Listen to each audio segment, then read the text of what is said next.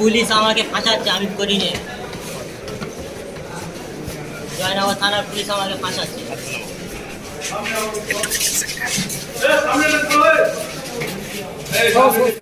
মনে পড়ে এবারে দুর্গাপূজার আগে কুলতলিতে ছোট্ট চতুর্থ শ্রেণীর সেই নাবালিকার কথা।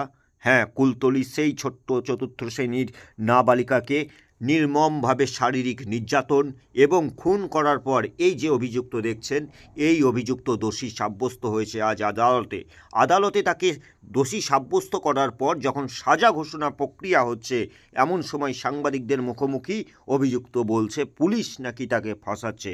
হ্যাঁ, এমনই দাবি করছে পুলিশ তাকে ফাঁসাচ্ছে। সেই অভিযোগে রীতিমতো তদন্ত শুরু করা হয়। একের পর এক সাক্ষী প্রমাণ দ্বারা এই যে যুবক দেখছেন, এই যুবককে পুলিশ গ্রেপ্তার করে আজ তাকে আদালত দোষী সাব্যস্ত করে এবং তার সাজা ঘোষণা হবে।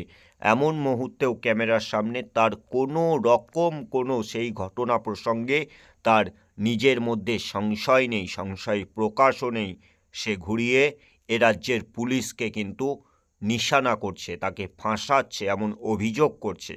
শোনাবর একবার।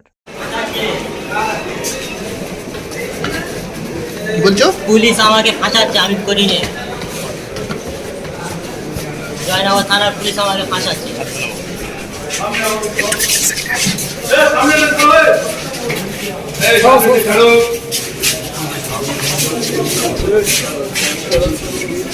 ওকে নিয়ে একটু দাঁড় করানো বাবা।